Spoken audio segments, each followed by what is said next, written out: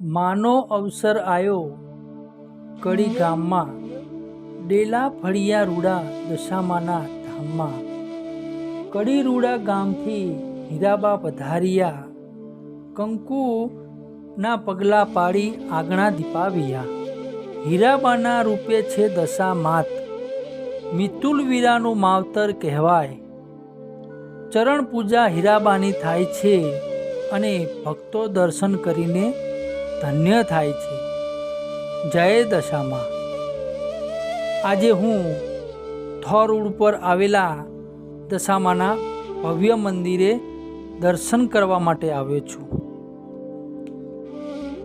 આ મંદિર 51 વર્ષ જૂનું છે અને તેનો જીર્ણોદ્ધાર 1994માં કરવામાં આવ્યો છે. અહીં દશામાની સેવા ચાકરી હીરાબા કરે છે. હીરાબા નાના હતા ત્યારથી જ દશામા ઉપર શ્રદ્ધા હતી. દશામાના વ્રત અને સેવા પૂજા કરતા હતા. એક દિવસ હીરાબાને નાળિયેર ઉપર દશામાએ દર્શન આપ્યા અને ત્યારથી હીરાબાના કોઠે દશામા આવ્યા.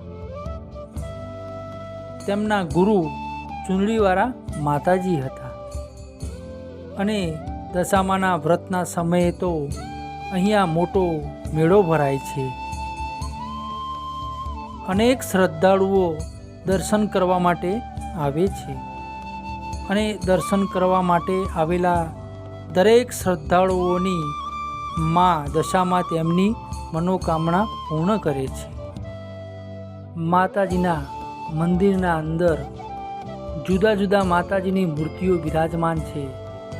એમાં જો દશામાની મૂર્તિ આપણે જોઈએ તો સાક્ષાત દશામાં હમણાં જ બોલી ઉઠશે એવા માની સાક્ષાત મૂર્તિ જોવા મળે છે. અને એમના છત ઉપર જોઈએ તો અલગ અલગ માતાજીના સરસ મજાના ચિત્રો દોરેલા છે. ગણપતિના ચિત્રો હોય છે.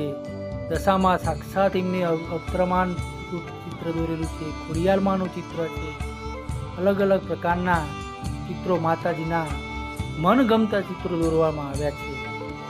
અને માતાજીના થોડોક આગળ ગયો અને માતાજીની આંધળીના દર્શન થયા. જાણે સાક્ષાત આંધળી બેઠી હોય માતાજીની.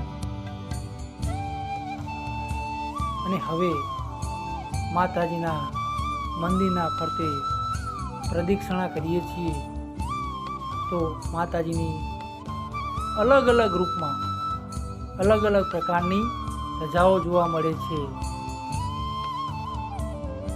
જ્યારે પણ આપણે માતાજીના દર્શન કરીએ છીએ, ગોળ પ્રદક્ષિણા કરીએ છીએ, ત્યારે આપણને એવું અનુભવ થાય છે કે બસ માતાજીને જ યાદ કરતા રહીએ.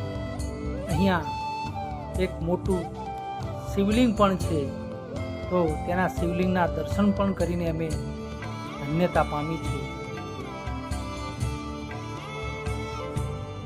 જો તમને આ વિડીયો ગમ્યો હોય તો લાઈક, શેર અને સબસ્ક્રાઈબ કરજો.